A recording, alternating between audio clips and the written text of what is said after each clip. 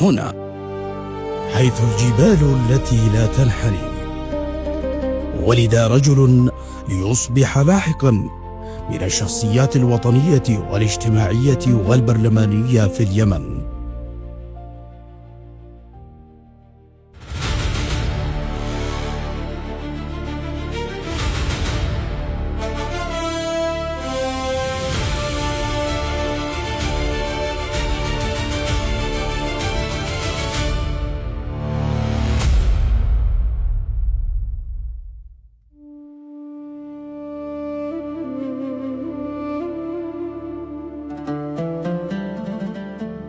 في بيت الشيخ أبو علي لم تكن المشيخة لقبا بل مسؤولية تورثه مع القيم.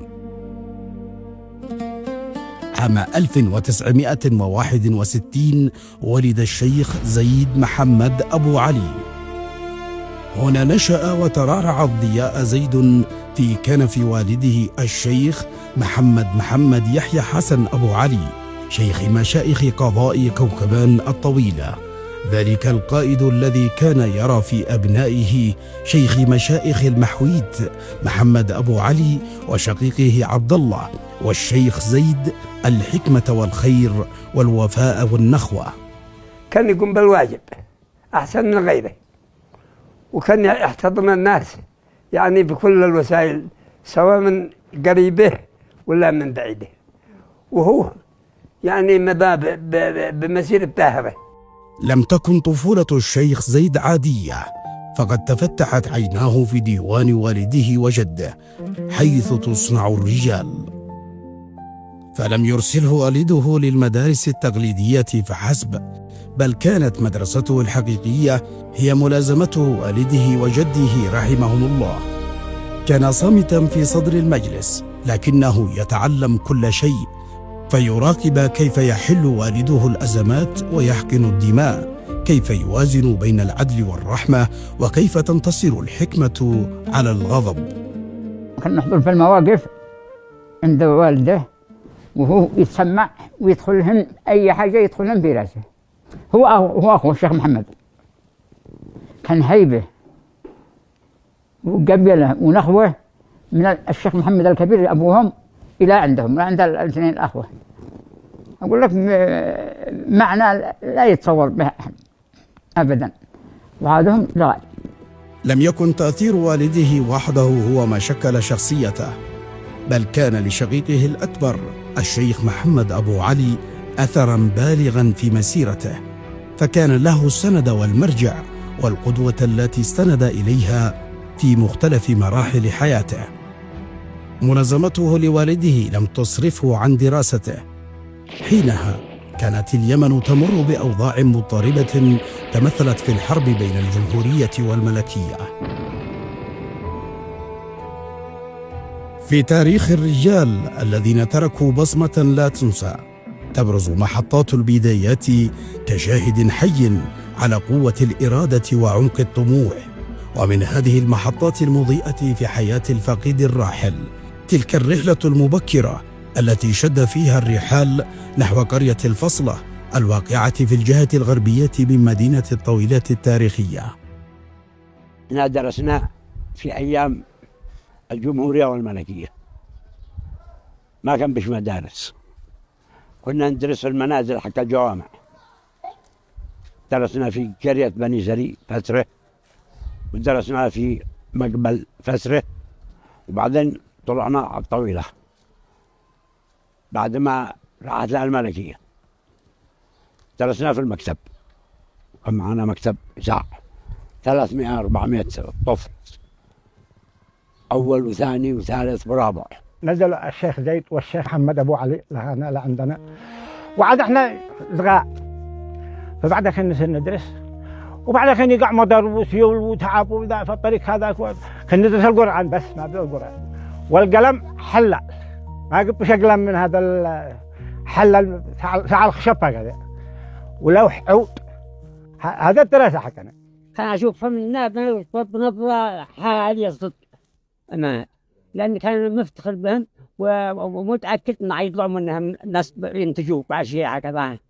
كان يقرونا هذه اسمها هذه آسن إي إي أو إي أو، وبعدها تدخل في أبجد الأفا جمدة هوت هوا حطي حطايا كلما كفلا منو. لم يكتفي الشيخ زيد بكونه شيخا تقليديا، فقد تعلم مبكرا أن القبيلة هي الحارس الأول للاستقرار.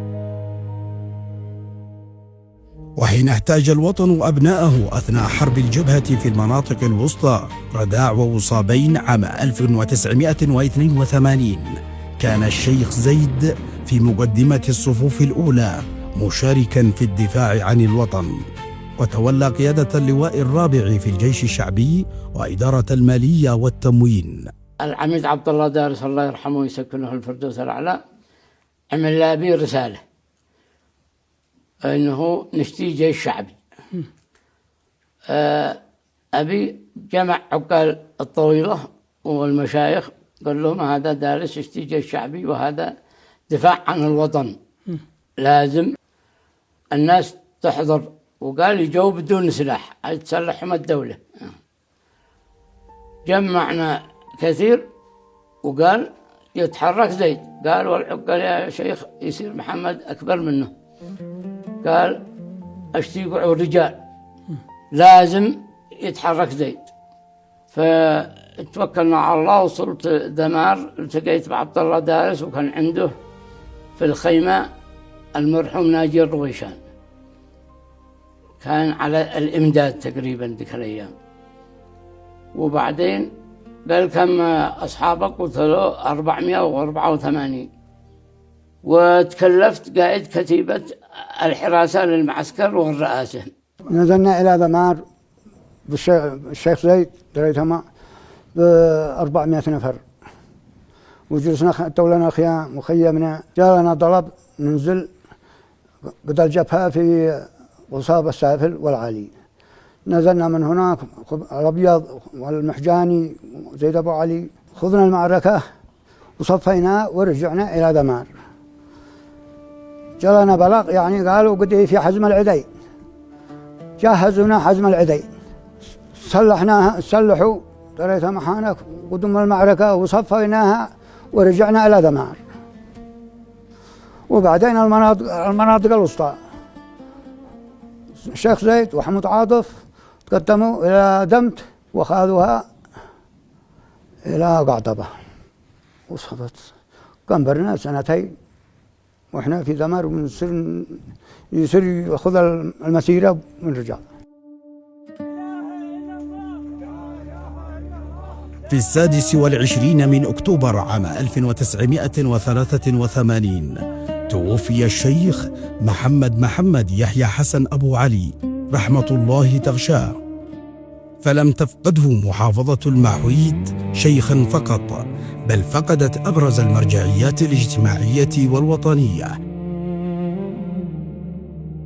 حينها كان الشيخ زيد في 22 من عمره، عمر مبكر لحمل إرث بحجم وطن. هو متعود من أبوه وجدته جدته، يعني في خدمة الناس وفي التواضع مع الناس وفي العمل على حل مشاكل الناس ومصالح الناس. محمد أخي وأكبر مني، وأنا أعتبره أنه هو الأب لي إلى هذه الساعة. في تلك اللحظة المفصلية وقف شقيقه الأكبر الشيخ محمد أبو علي كحارس للإرث ومرجعية للأسرة، وصاحب رؤية أدركت مبكرا ملامح القائد القادم. وبثقته الكبيرة فيه أوصى بتعيين الشيخ زيد عضوا في مجلس الشعب التأسيسي خلفا لوالده الراحل، فلم تكن مجرد عضوية سياسية بل شهادة عبور إلى واجهة الدولة. وهنا بدأ الشيخ زيد فصلا جديدا من حياته، لم يعد فيه مجرد ابن شيخ كبير، بل شابا ينتظر منه أن يحمل الاسم والمسؤولية وثقة الناس برغم صغر سنه. دعاني القاضي عبد الكريم العرشي الله يرحمه بعد 9 أيام من موت أبي. طلعت له عنده قال لي الرئيس قال تكون بدل أبوك في مجلس الشعب التأسيسي. قلت له ما يمكنش. قال تجي محمد أخوك وأنا أكلمه. اتصلت بمحمد الطويلة، كان عدد سنترال في الحكومة، ما قبش تلفونات في البيوت. سألوا دعوا الشيخ، جاء قال له قال يا شيخ محمد أنت قدك الشيخ والرئيس بيقول ما نشتيت أنت ولا أخوك.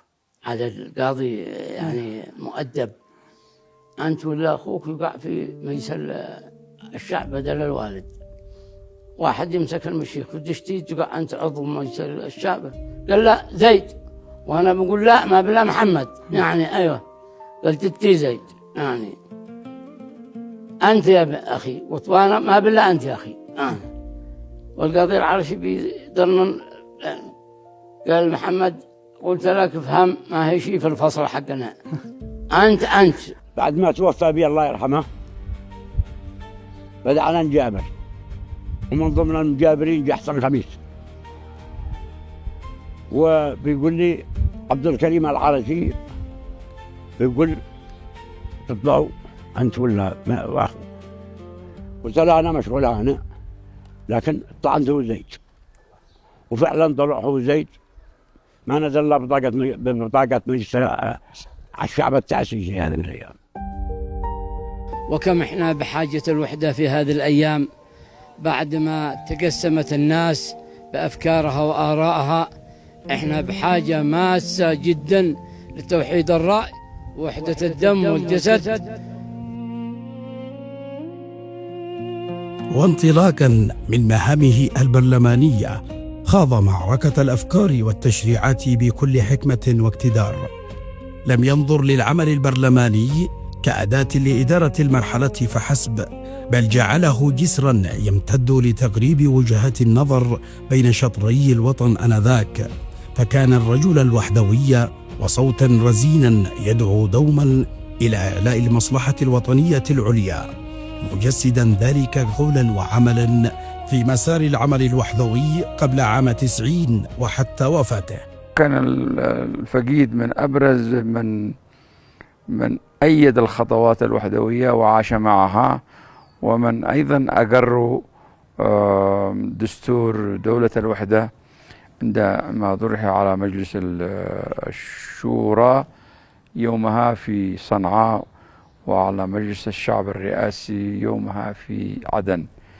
كان من المتحمسين والمؤيدين لخطوة إنجاز الوحدة وإتمامها في 22 من مايو عام 1990.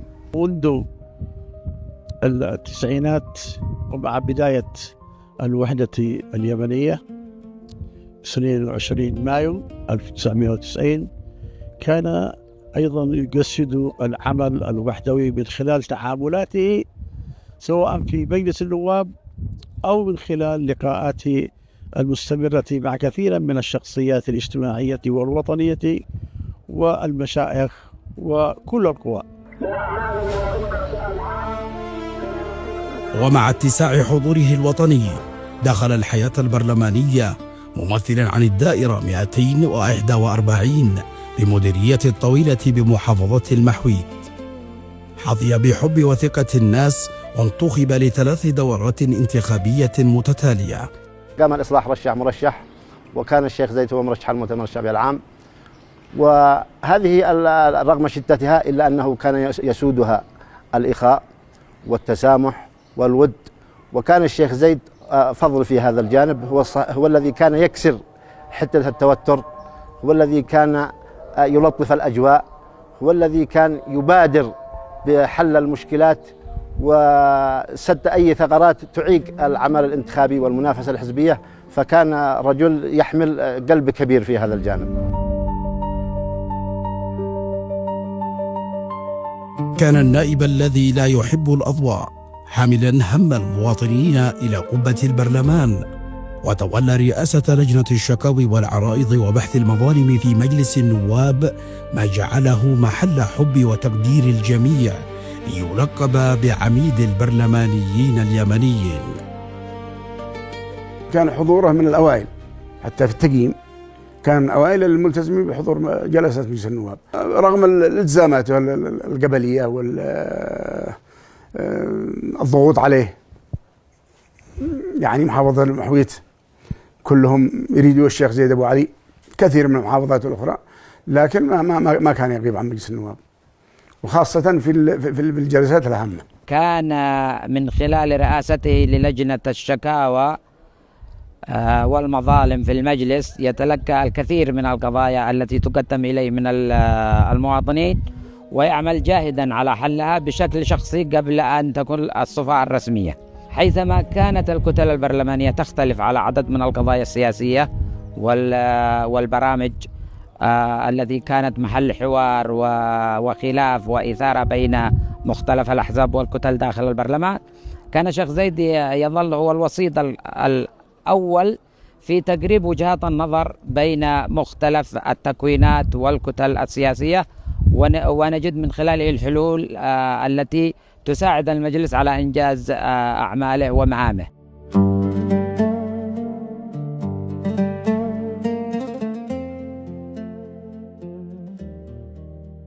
لم يكن الشيخ زيد يؤمن أن المسؤولية تقاس بالمناصب بل بما يتركه من أثر، فاتسم بشخصيته الوطنية والقبلية الجامعة بين العمل البرلماني والاجتماعي من خلال إسهامه في إنشاء العديد من المشاريع الخدمية والتنموية والتعليمية في محافظة المحويت ومختلف المحافظات.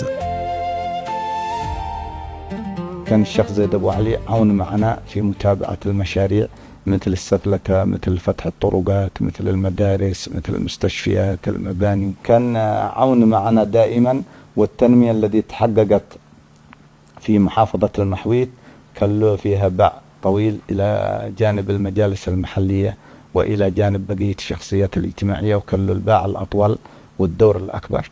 استخدم كل علاقاته وإمكانياته لاستقطاب التمويلات واستقطاب الخدمات من أجل خدمة المواطن وتحسين مستواه المعيشي، سواء كان في قطاع التعليم، في قطاع المياه والصرف الصحي، في قطاع الطرق، في قطاع الزراعة، في كل المجالات.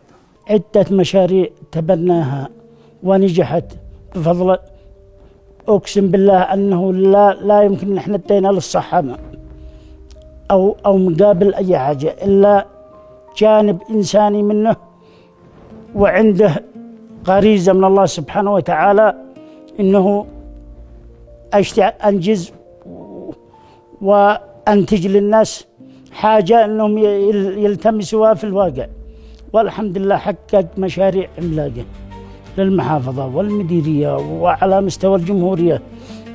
في زيد أبو علي اشتغل شغل لا يوصف، كان شغله من الساعة 7 صباحا وحتى 9 بالليل، وهو الصباح مع المواطنين إلى أن يبدأ مجلس النواب، ويدخل مجلس النواب الساعة 10 بعد زيارته إلى 3-4 وزارات لمتابعة مشاريع وتحقيق المشاريع، ويرجع إلى مجلس النواب.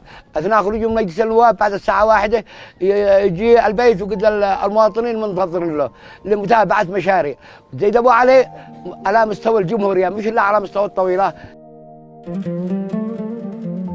كانت الطويلة له مشروع حياة، لا مجرد دائرة انتخابية، جاعلا من التعليم في أولويات اهتمامه، مدركا أن بناء العقول هو الطريق الحقيقي لبناء الأوطان.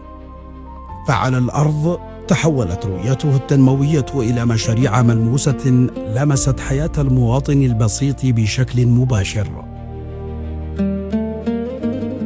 امتدت يداه البيضاء لدعم قطاع التعليم لفتح آفاق المستقبل للأجيال، مدارس ومعاهد مهنية، ومهتما بتعليم الأيتام، فأنشأ مجمعا خاصا بالأيتام في مدينة الطويلة يعد حاضنة تربوية وتعليمية لأيتام المحافظة والمحافظات المجاورة.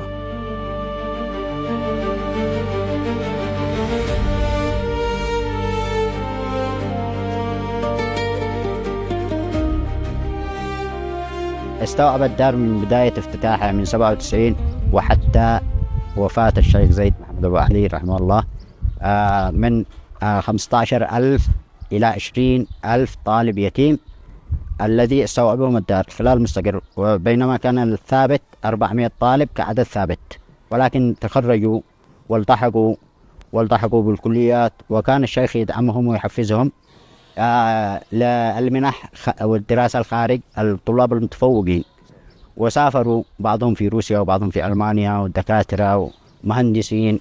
يعني الحمد لله كانت يعني مخرجات طيبة وثمرة طيبة. الشيخ زيد يعني كان منارة للبلاد بأكملها، يعني ما أقول لك أي احتياج أي مشروع كان يغطيه.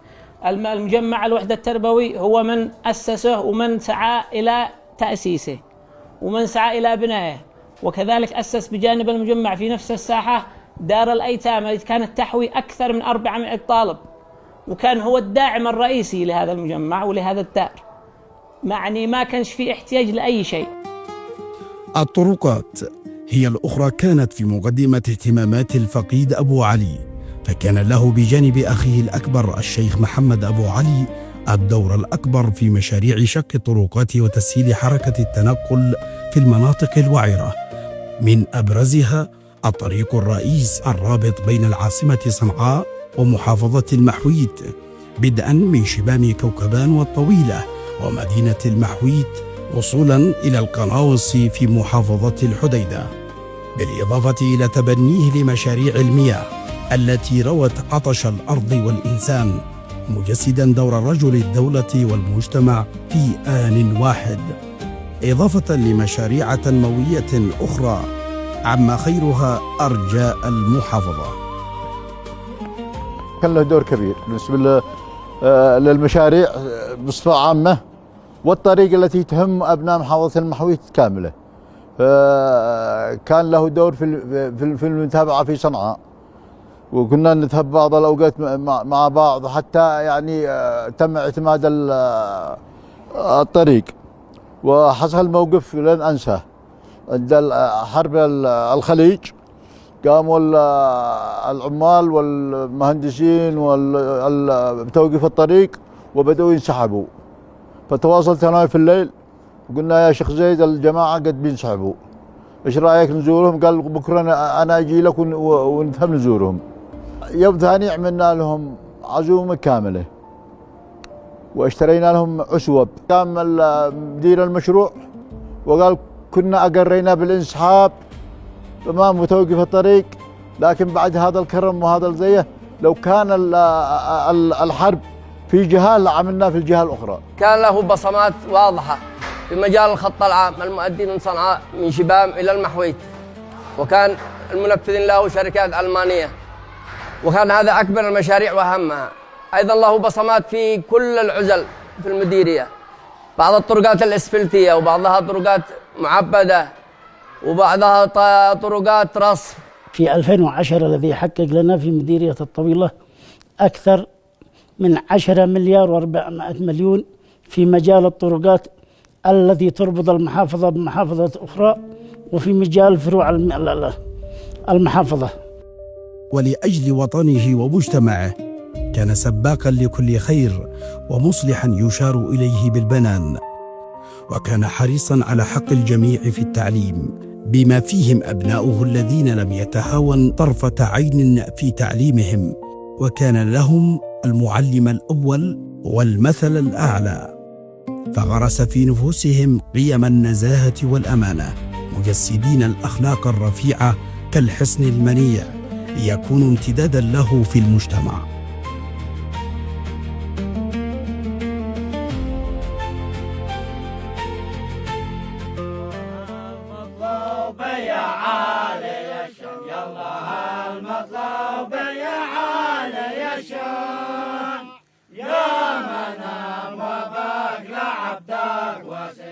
فعليك رسالك تدرس بيض وجهك، بيض وجه أسرتك وقريتك ومحافظتك وبيض وجه اليمن، لأنه المؤمل عليكم تغيروا من الأدنى إلى الأعلى في كل المستويات. لقد آمن الفقيد بأن أعظم استثمار يقدمه الإنسان لوطنه هو إعداد جيل متسلح بالعلم والمعرفة على امتداد الوطن، ولم يهدأ له بال حتى رأى أبنائه يحصدون أعلى الدرجات العلمية والأكاديمية، فاثنان من أبنائه أسامة وهمدان في طريقهما لنيل الدكتوراه، وعلى نفس الدرب محمد ومراد، وكذلك أبناء أسرته. الشيخ زيد ربى أولادي أفضل تربية، وجعل أبنائه بشكل عام بدرجة أكاديمية، منهم من أخذ الماجستير ومنهم من أكمل البكالوريوس ومستمر في تعليمه، وعندهم الرغبة الكاملة في إتمام وصية والدهم في أن يصلوا إلى أكبر مراحل التعليم. كان من طلبه، من أتى إليه أي طالب علم لازم أنه يقوم معه إلى أن يتوفق، سواء كان في الدراسة في الجامعة أو الدراسة العليا أو المنح الخارجية. الجيل بدأ بدفع من التعليم، بدفع من العلم، يعني يشجع، يدفع، ممكن يساهم. المنع الطفولة أقرأ ممكن يدعمني ويدفع من كيسه. ومنذ وقت مبكر حمل هم الشباب وتولى رئاسة نادي شباب الطويلة عام 1975 دعما للرياضة والثقافة والطموح. وحتى في تفاصيل حياة الناس اليومية كان حاضرا وداعما ومساندا لهم في مختلف مناحي الحياة، منها إقامة الأعراس الجماعية، فساهم في إقامة العرس الجماعي الأكبر على مستوى المحافظة، والذي ضم 504 عريس وعروس من مختلف مديريات المحافظة ومن محافظتي حجة وعمران.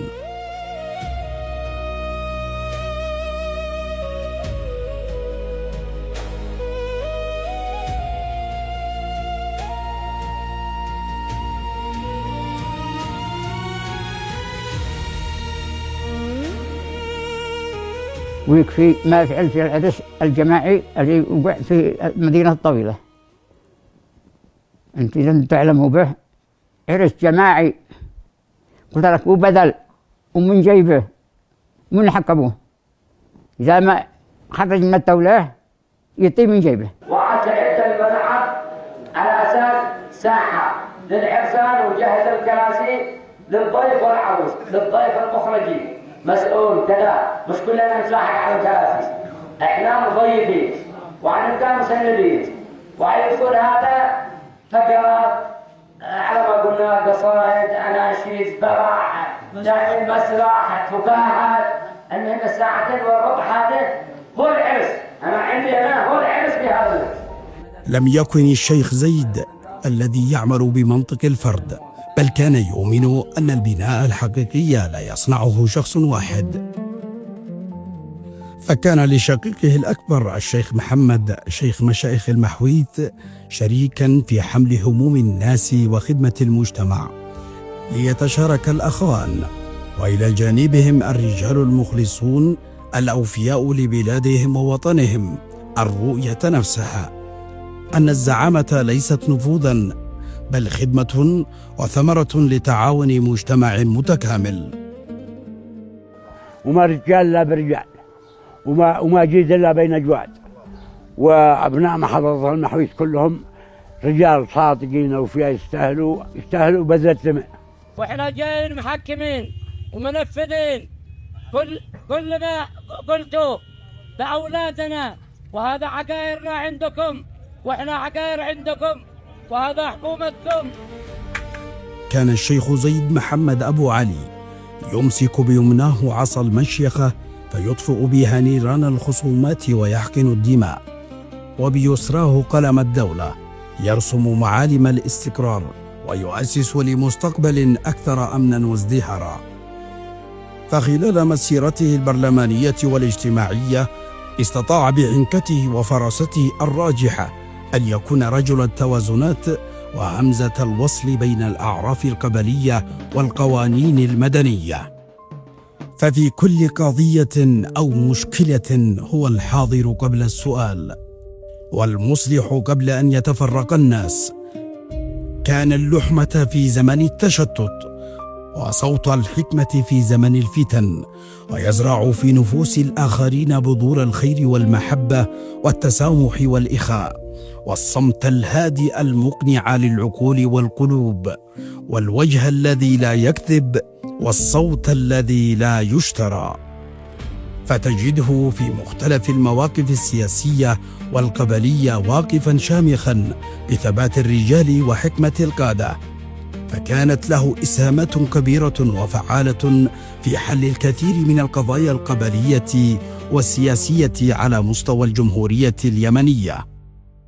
الناس يدخلون في صنعاء خاصة لأنه عاش في صنعاء، ما بش ولا مشكلة له يكون الأول في الإصلاح، بنادقه، عدالة، رهائن، كان يسعى إلى إصلاح ذات البين بكل الطرق.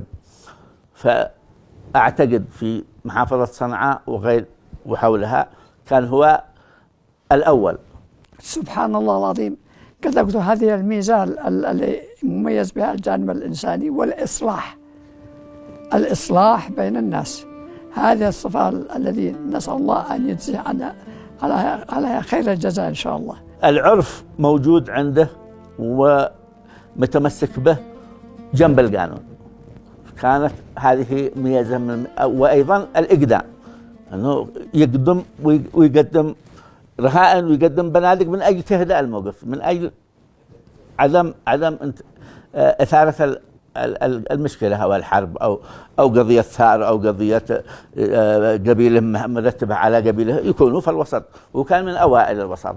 كان الرائثة البيضاء وهي رائثة الإصلاح في صنعاء وغيرها، في الحديدة، في شبوة نزل، لا يافع نزل، في كل قضايا موجود. تشوفوا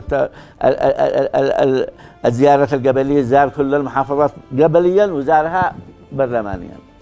كان الشيء اللي مميز فيه واللي يحب فعلا أقول فيه أنه كان الإصلاح، إصلاح ذات البين، وعنده قدرة ما شاء الله للتواصل يعني بهذا وهذا، وصلى الله وكان بين الناس ما شاء الله. هذه صفة طيبة جدا، وأرجو الله عز وجل أن يرزقهم أولاده كلهم يعني هو وأسرته كلهم أن يبقوا على نفس النمط في هذا الجانب الإنساني. هذا الخلافات ما كان يحلها إلا الشيخ زيد، إلى جانب قيادة المحافظة، إلى جانب قيادة المحافظة، لكن كلمته كانت الفاصل، كلمة الفاصل، لأنها مرغوب وحظ من أرحم الراحمين، هكذا أنه كلمته لا بد ما تمشي ما تمشي.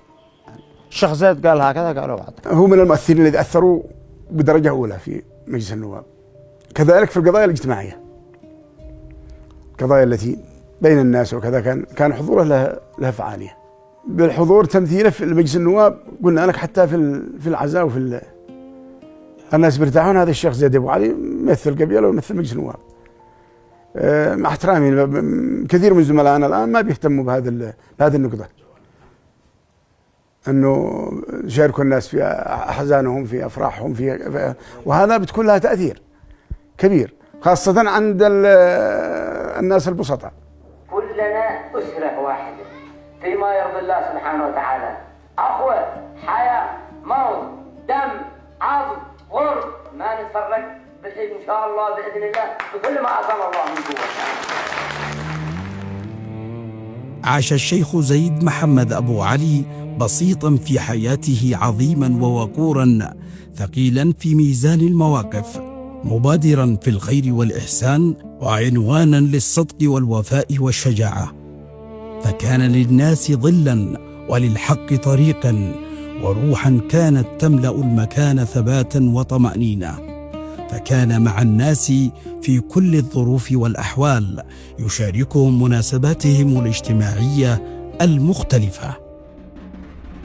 شخصيته قريبة من الناس، خدوم، يقدم خدمات جليلة لأفراد، ليست دائرته فقط الانتخابية وإنما بقية الدوائر، لأنه يعني كما يقولون عابر للدوائر، يعني يتجاوزها. فهو أصدقائه من صنعاء إلى المحويت إلى حجة إلى بقية المحافظات. كان رجلا متواضعا قريبا من كل الناس، أحب الناس وأحبوه، وله مواقف وطنية شجاعة، وله مواقف اجتماعية وقبلية يشهد لها في معظم القضايا. الله يرحمه ما يتعوض، لا في أعضاء مجلس النواب ولا في غيرهم ولا شيء. هو الوحيد الذي برز وصاحب الكل، مش صاحب واحد وبس، كان صديق الكل، وهو مشي قريب عليه لأنه من أسره عريقة. فنتمنى من الله أن يكون من ذريته من يقوم بالواجب ونرحم عليه كل ما ذكرنا. كان مناصر الضعفاء، كان مناصر أي إنسان مظلوم يأتي إلى الشيخ زيد محمد أبو علي. أنا كان يعني تواصلي معه باستمرار، أي تواصل، أي مريض، أي كذا، يعني أبلغه ما يشيل للما ما تبلغني، للما كذا. هذه مواقفه لا تنسى والله. كانوا لي أخ وأب لي ولغيري، أنا كان أحبه وأعزه، وإحنا جو من معاملته مع الناس حبينا من قلوبنا. أندفن في اليمن ولا يمكن أن أخرج من اليمن، من أجل اليمن أموت من أجل اليمن. رفض كل موائد العمالة وأغلق الأبواب في وجه كل من حاول مساومته على مثقال ذرة من تراب هذا الوطن. ارتهن للخارج ما يمكنش أبدا، هذا كلام كبير، كلام كبير مهما كانت الإغراءات. كان يرى في التبعية للخارج سقوطا لا نهوض بعده، وفي الوفاء للأرض والناس عهدا مقدسا لا يقبل التأويل. عرض عليه أكثر من 500 مليون أو كذا مقابل أن يتنازل عن هذه الخدمة ولا يشارك فيها. قال الوطن أولى، وهذه شهادة لله. وعن ضيب خاطر وقناعة قلت له في موقف من القضايا، قلنا ضروري نلتقي احنا وانت والشهيد الصمد الله يرحمه. قال ولا شيء، يكفيني عبد السلام شوي، وصل الرسالة أنت. عرفناه دائما وابدا، يعني رجل مستقل بذاته، حر في رأيه، معتمدا على موارده، لا يخضع لأي إملاءات تفرض عليه، فهو رجل حر، رجل وطني، لا ينتمي لأي مصادر خارجة عن النظام والقانون. كان يمثل الرجل الوطني الفذ الذي لا يؤمن بمثل هذه الخزعبلات. كان وظل وسيظل راسخا في أذهان الجميع تلك المواقف الوطنية لتلك الهامة الوطنية التي افتقدها اليمن. أنا من الشعب وابن الشعب، لأجل الشعب اخترت من ذات نفسي مؤتمر شعبي. وعلى صعيد العمل الحزبي يعد الشيخ زيد من المؤسسين الأوائل للمؤتمر الشعبي العام عام 1982 إلى جانب أخيه الأكبر، فكان له بصمة في صناعة مرحلة سياسية مهمة في تاريخ اليمن، فضلا عن دوره السياسي والحزبي البارز على الساحة الوطنية، حيث تقلد مناصب سياسية وحزبية رفيعة، منها رئيس لجان انتخاب رؤساء فروع المؤتمر في عدد من المحافظات، رئيس لجنة الاستقبال والأمن في المؤتمر العام الخامس للمؤتمر الشعبي العام، وعضو اللجنة العامة بقرار الرئيس علي عبد الله صالح. تم تكريمه بدرع الوفاء وشهادة عميد البرلمانيين اليمنيين من قبل الشيخ صادق أمين أبو راس رئيس المؤتمر الشعبي العام، والشيخ يحيى علي الراعي رئيس مجلس النواب. الشيخ زيد الله يرحمه كان من المؤتمريين المؤسسين في المؤتمر الشعبي العام، أتى بعد أبوه مباشرة في المؤتمر التأسيسي، وكان هو والده وأخوه الشيخ محمد أبو علي. هؤلاء الأسرة نعتبرها أسرة وطنية قبل أن تكون مؤتمرية، خدمت بلادها، وأثناء انضمامهم للمؤتمر الشعبي العام خدموا المؤتمر الشعبي العام بصدق ونية وإخلاص. لذا سيخلد المؤتمر الشعبي ذكراهم، وفي كل مكان يأتي ذكر المؤتمر الشعبي يذكر على أساس أنه زيد أبو علي ومحمد أبو علي وأسرة آل أبو علي في محافظة المحويت كاملة. وخلف صرامة الشيخ وهيبة المسؤول كان يملك قلبا واسع الرحمة، بيته مفتوح للمحتاج قبل الوجيه، واسعة صدره امتدت لكل أبناء الوطن، ساعيا لتعزيز قيم الأخوة والحفاظ على النسيج الاجتماعي.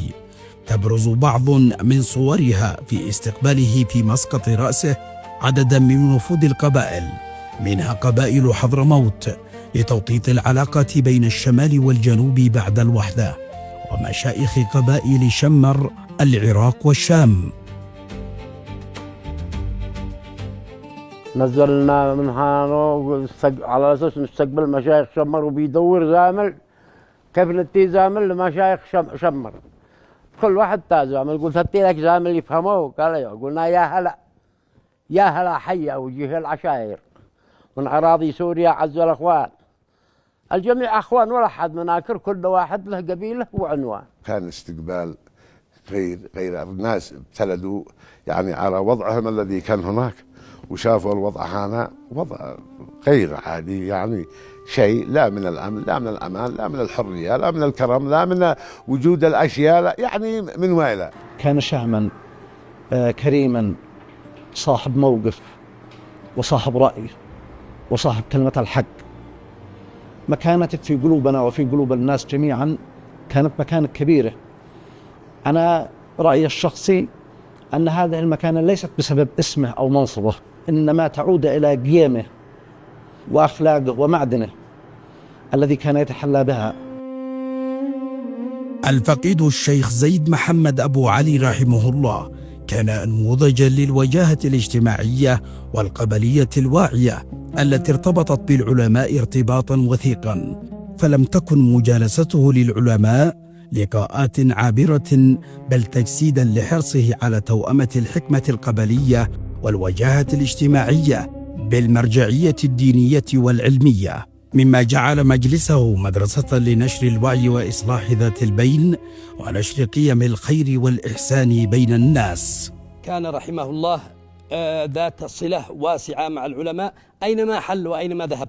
الشيخ زيد على علاقة قوية جدا بالشيخ العمراني، وإذا به يخبرني بأنه زامله في مجلس الشورى أيام تأسيس يعني لجنة تقنين الشريعة الإسلامية. له علاقة طيبة مع الشيخ المرحوم الحافظ محمد ظافر وبقية العلماء، وكان يزور مدارس تحفيظ القرآن الكريم ويحضر الاحتفالات التي كنا نقيمها بمناسبة اختتام بعض الطلاب وهذا المسجد شاهد أكثر من مرة ونحن نحتفل بتخريج دفعة ممن يحفظون القرآن الكريم، ويكون الشيخ زيد شاهدا وحاضرا ويعطي بعض الأموال من ماله الخاص تشجيعا لهؤلاء الطلاب. القضية الفلسطينية وموقف أبناء اليمن جميعا في كل زمان ومكان. القضايا القومية لم تغب عن اهتمامات فقيد اليمن الشيخ زيد محمد أبو علي، فكانت فلسطين حاضرة في وجدانه وضميره وعروبته وإيمانه، فكان مساندا وداعما ومناصرا للقضية الفلسطينية، ومؤمنا بأنها قضية أمة ووطن. عافين عفو مطلق شامل كامل احتراما لهذا الوجيه. قضى الراحل الشيخ زيد محمد أبو علي جل عمره في السعي بين الناس بالإصلاح، وهي من أسمى مراتب الوجاهة، فلغة الحكمة ومنطق القول ومبدأ الرأي والرؤية لم تغب عن مسيرة حياته. كان آخر شواهدها الصادقة دعوته في آخر مقابلة تلفزيونية لأبناء اليمن إلى الحوار والتصالح والحفاظ على الوطن ووحدته. أتمنى من الله سبحانه وتعالى أن اليمنيين يحافظوا على اليمن بقول وفعل بدون تعصب، والناس كلهم يمنيين، يكون حوار داخل اليمن، وما حد ينفعنا إلا أنفسنا، إحنا لأنفسنا، يعني يكفينا حروب ويكفينا فتن ويكفينا نهب ويكفينا دماء. فأتمنى من أبناء اليمن الكبار والصغار والذي في الداخل والذي في الخارج أن يصلوا على رسول الله ويكونوا أكبر من الفقاحات البسيطة، وحوار، ونعمل حكومة ونعمل برلمان ونعمل كذا بحب من أجل اليمن. هذا ما بالله نكون كلنا الشعب اليمني للزوال، والمستفيد خسرة.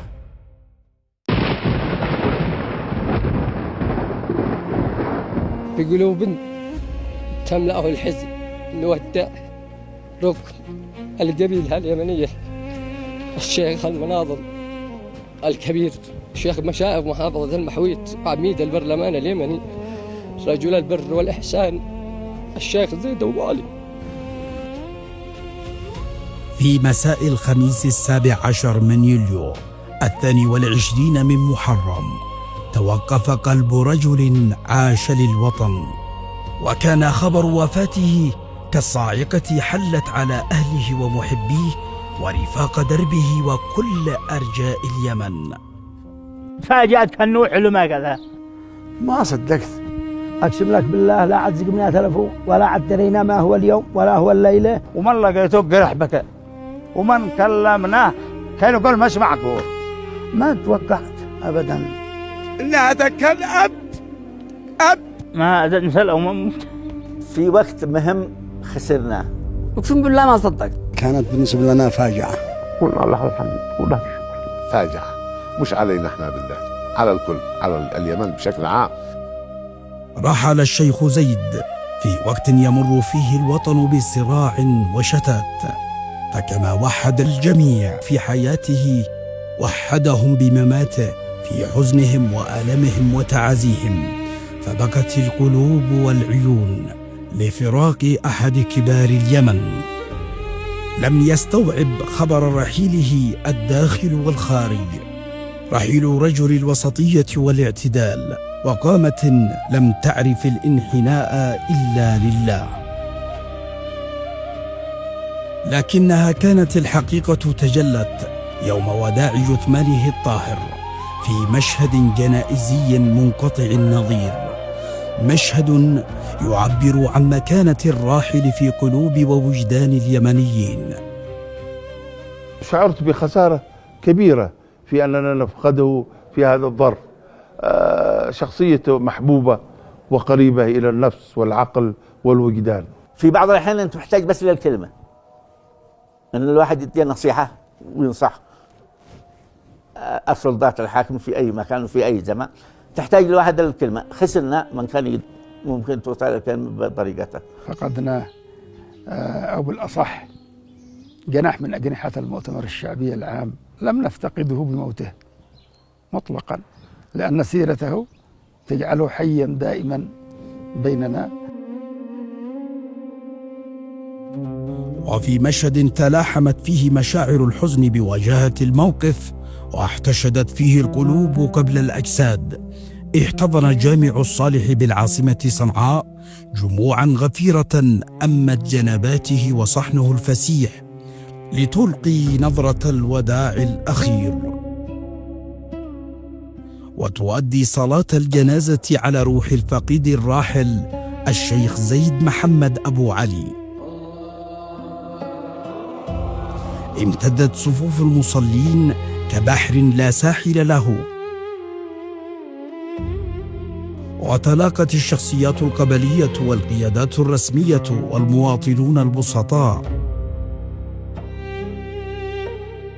في لوحة مهيبة جسدت وحدة الألم وعظمة الفقد.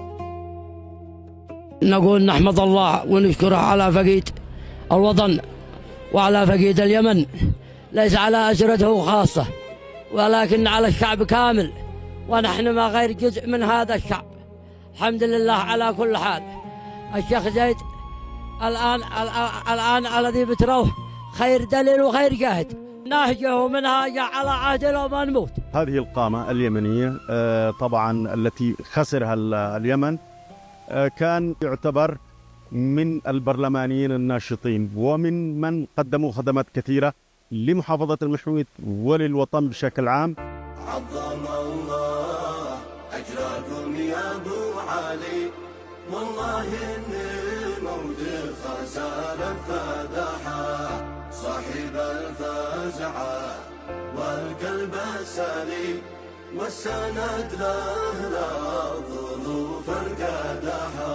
جود بدموع الحزن يا بركلي، اسكب حروف الآلام في الصفحة، وهملي بالدمع يا عينه ملي، والنواظر بالماء. وعلى امتداد الطريق الرابط بين العاصمة صنعاء ومسقط رأسه مدينة الطويلة، حيث وري جثمانه الطاهر، انتظمت آلاف من سيارات المشيعين، وكأنها سيل دافق لم يستوعبه قاع أو يرى له نهاية.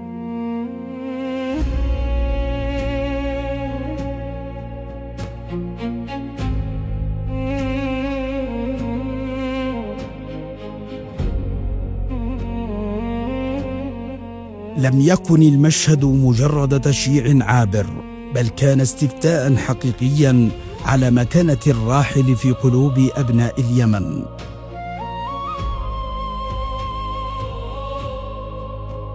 فتدفق كبار القوم وصغارهم من كل أرجاء اليمن لتوديع رجل كان للوطن علما، وللقبيلة رمزا، وللحق ناصرا، وللضعفاء سندا. أيها الشيخ، كنت للناس وطنا حين ضاقت بهم الأوطان، كنت صوتا لا يشترى وضميرا لا يباع. زيد أبو علي بقى ثابت في مواقفه، سبتمبري، النزعة، وحدوي، هذا زيد أبو علي. أيها الشيخ، في يوم تشييعك لم تكن الجموع تودعك، بل وطن يحدق بأعين شعبه الحزين نحو نعشك الموشح بعلم الوطن. قلوب الرجال وعيونهم تقول لا ترحل، لأنك لم تكن يوما تابعا، بل كنت الرقم الذي لا يحذف من معادلة الوطن. علمت الجميع أن الرجولة موقف، والكرامة حياة، وأن الموت لا يخيف من عاش واقفا. تركت وطنا يبحث عنك في كل زاوية، في كل المواقف. تركت فراغا لا يملأ، ووجعا لا يشفى، وحنينا لا ينطفي.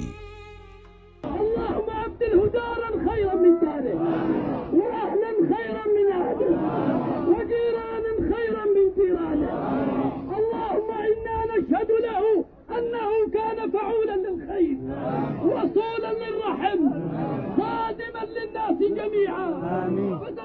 سلام على روحك التي لا تغيب، بل ستبقى نبراسا في زمن يغيب فيه الرجال. وهكذا يرحل العظماء وتبقى مآثرهم راسخة في الأرض، ومبادئهم خالدة في تاريخ الوطن. رحل الفقيد غالي الثمن، ناصع المواقف، في زمن تهاوت فيه الكثير من الثوابت. وقفت طودا شامخا في وجه أعاصير الترغيب والترهيب، معلنا بملء فيك أن الأوطان لا تباع في سوق المزايدات، وأن كرامة الإنسان تبدأ من طهارة انتمائه. لقد ترك الشيخ الراحل زيد محمد أبو علي مدرسة في القيادة تدرس فيها قيم الوفاء والأنفة والرجولة والوفاء لليمن. نم قرير العين في عليائك يا سيد المواقف، يا من كنت أكبر من كل الألقاب. رحل وبقيت سيرته العطرة تجمع القلوب وتوحد المشاعر. هكذا بدت المشاهد عقب راحل الفقيد المناضل الشيخ أبو علي، الذي لم يكن رحيلا عابرا، بل تحول إلى مظاهر حب ووفاء. بدءا من مسقط رأسه في الطويلة والعاصمة صنعاء وانتهاء ببلدان في العالم.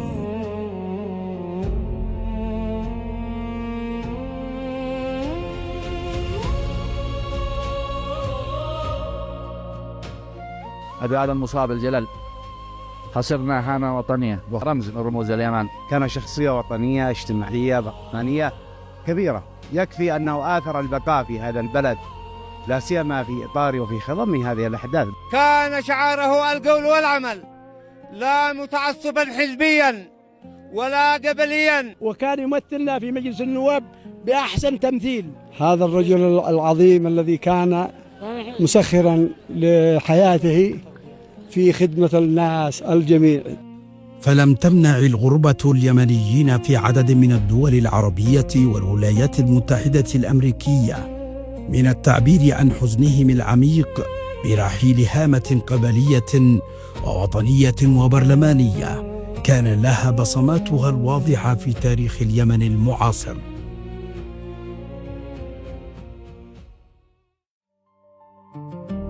ستبقى مبادئك وصوت حكمتك، ستبقى في كل قلب وفي ذاكرة الوطن، ستبقى فينا البوصلة والسند والضمير الذي لا يغيب.